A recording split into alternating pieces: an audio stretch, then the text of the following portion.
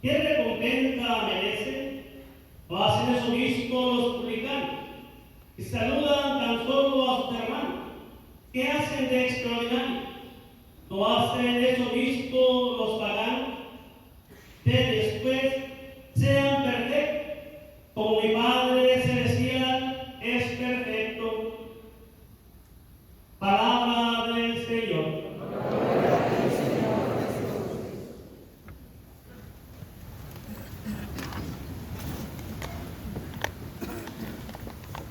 Apenas iba a decir, tengan la bondad de sentarse y estaba todos sentados. Ya a estas alturas del día, después de toda una semana de trabajo intenso, el cansancio, todo un día estar en el retiro, después del lonchecito, ya como que la fuerza se empiezan a agotar, nos empieza a dar el mal del cuerpo, ¿verdad? Y entonces ya se empiezan a ver la gente cabeceando, los ojitos cerrados. Si alguien se queda dormido, no lo despierten, ¿ok? Nada más si empieza a roncar, nada más no vale tantito. ¿Por qué? Acuérdense que Dios tiene muchas formas de hablar. Y a lo mejor lo que la persona no entendió o no le fue revelado con el esfuerzo que hizo el Padre todo el día o con la predicación ahorita, quiera Dios que en el sueño les pase lo de San José, ¿verdad? Dice la palabra de Dios que San José siempre Dios le habló en sueño. Y estando dormido es donde San José despertaba para actuar a través de lo que Dios le había hablado.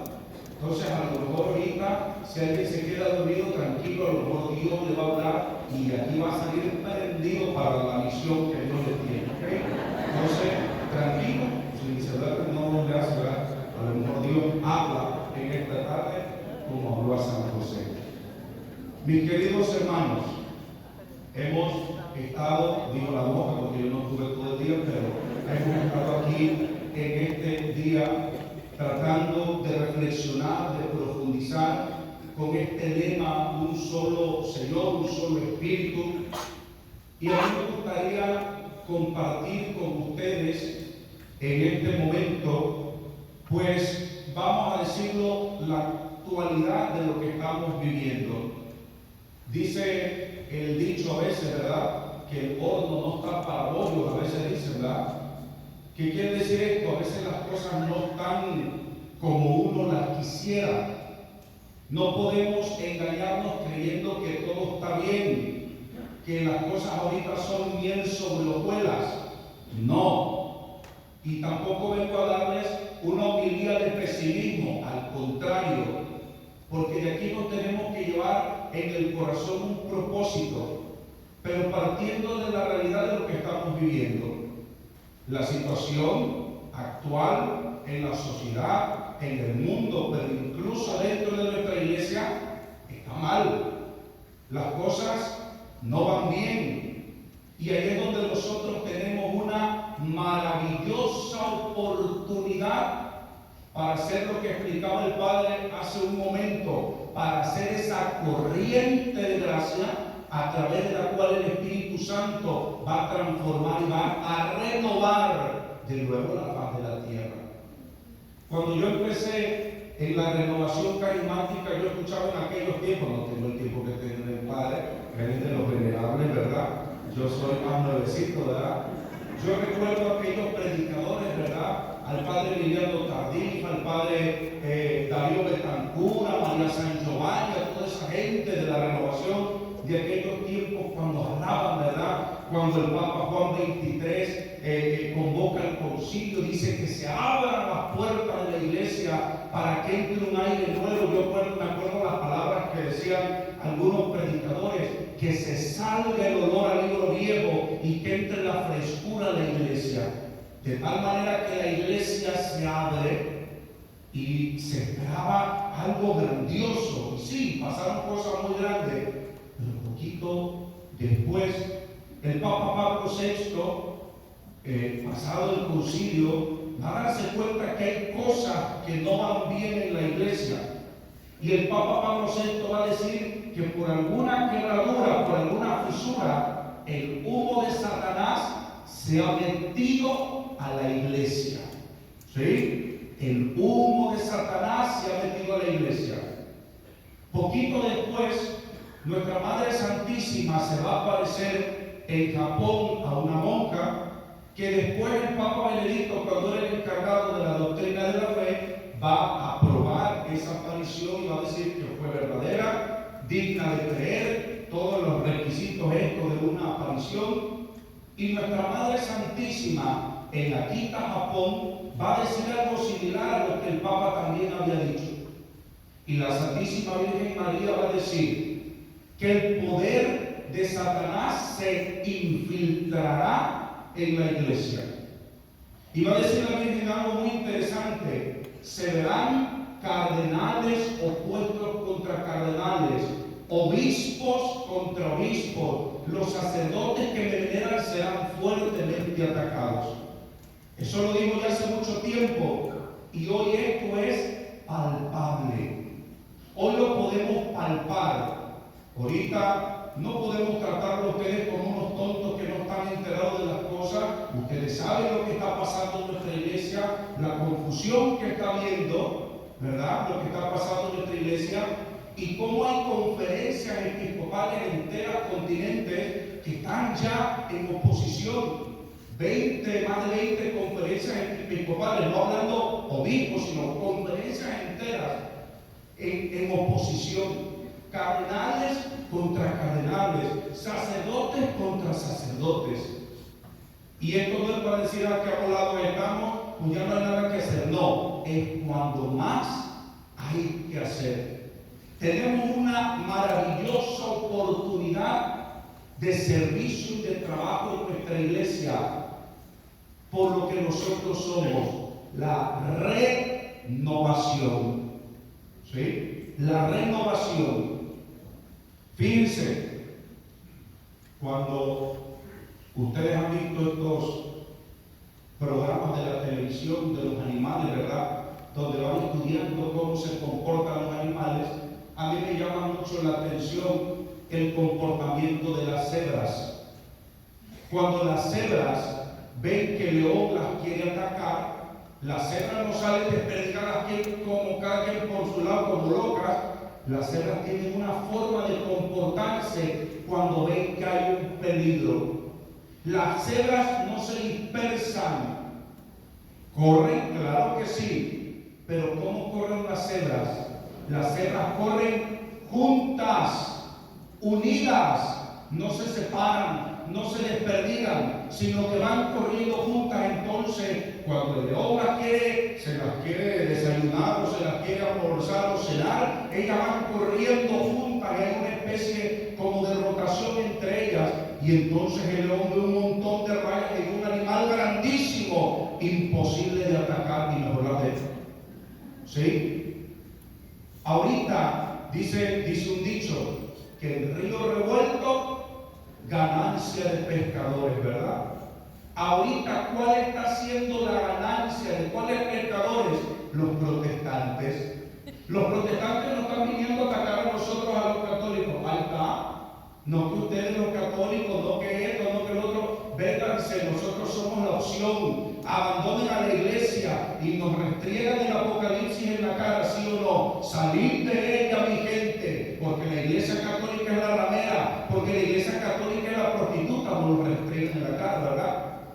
Pero es ahora el momento preciso donde nosotros tenemos que mostrar lo que somos, donde nosotros tenemos que mostrar nuestra fidelidad a nuestra Santa Madre, la Iglesia.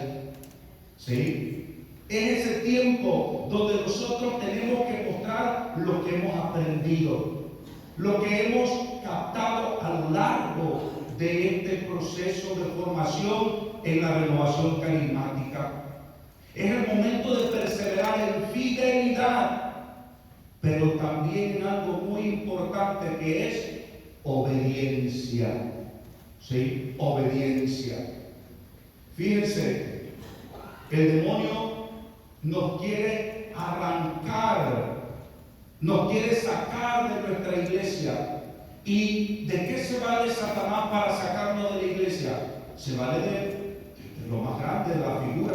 Y entonces nosotros nos empezamos a veces a sentir traicionados, nos empezamos a sentir decepcionados. Mucha gente ahorita se está yendo a la iglesia ortodoxa, otros se están haciendo protestantes. Nosotros tenemos que perseverar en la Santa Iglesia. ¿Y por qué nosotros tenemos que perseverar en la Santa Iglesia?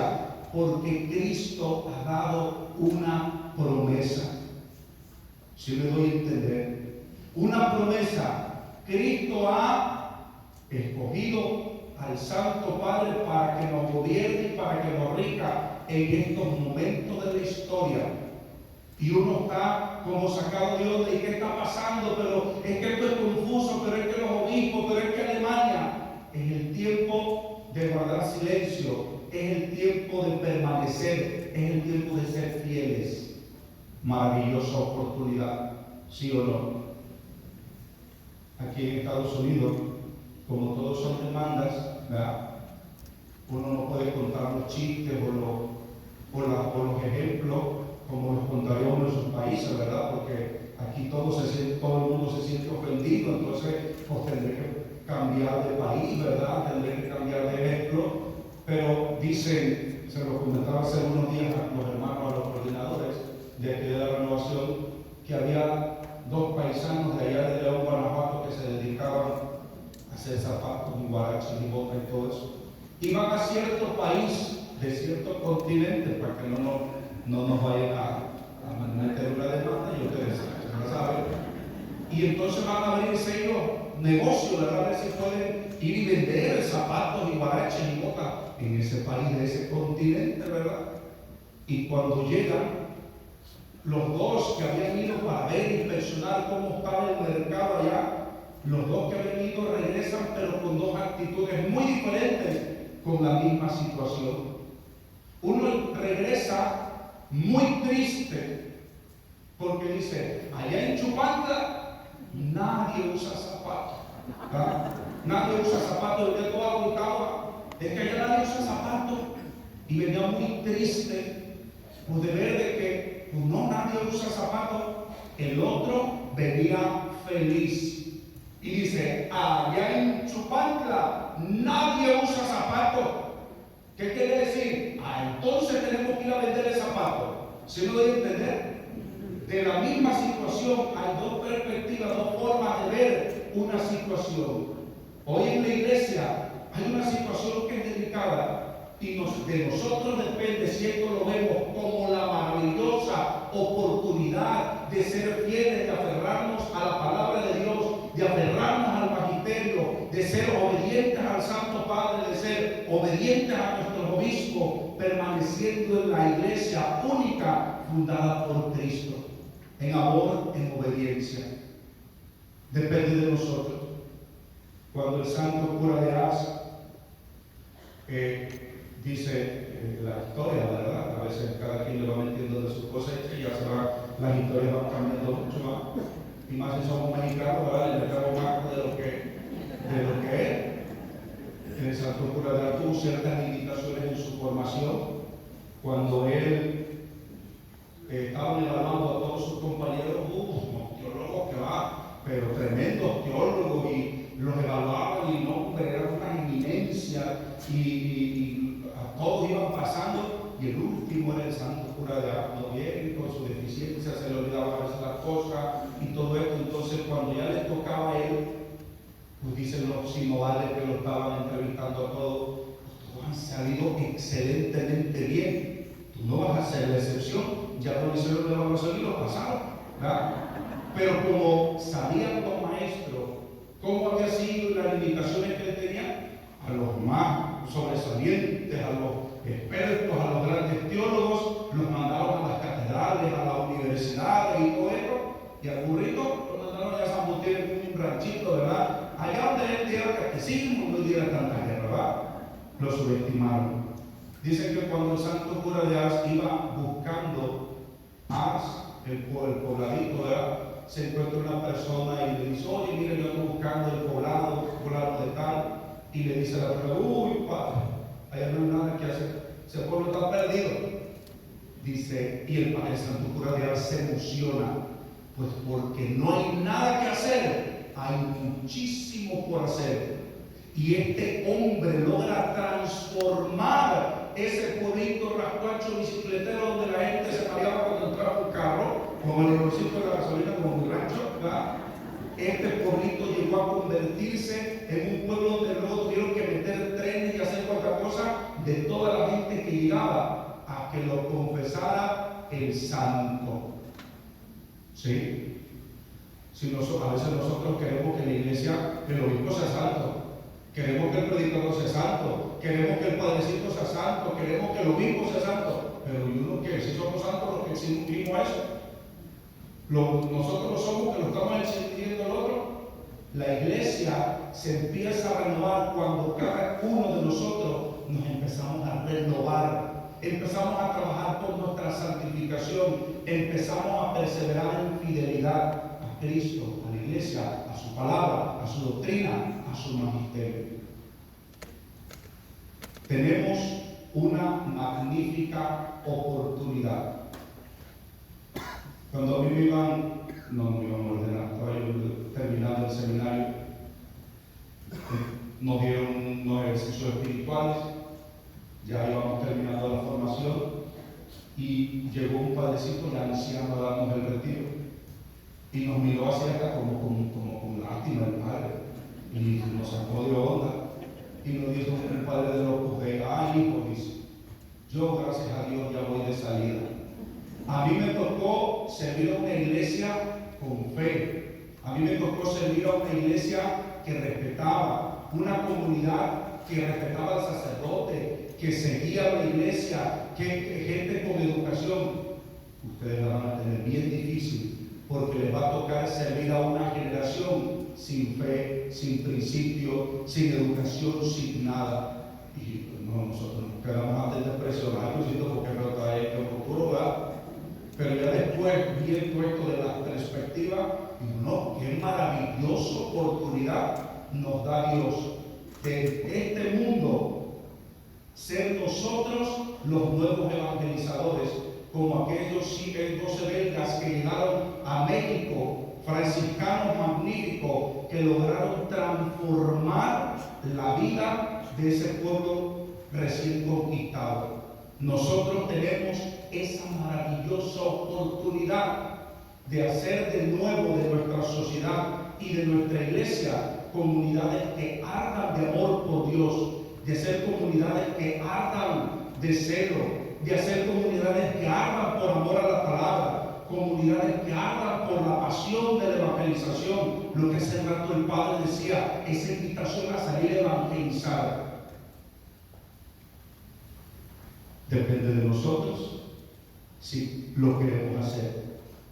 Tenemos una maravillosa oportunidad, pero está en nosotros si lo vemos así, si lo queremos hacer, o si no acabamos al rato hasta de protestar, ¿verdad? O allá vaya a saber uno el monte con los panes de sufrir. No.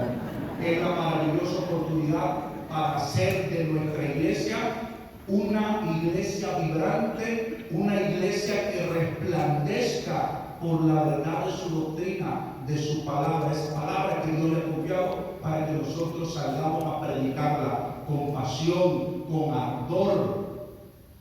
Pidámosle a Dios que nos conceda esta gracia en un momento de silencio.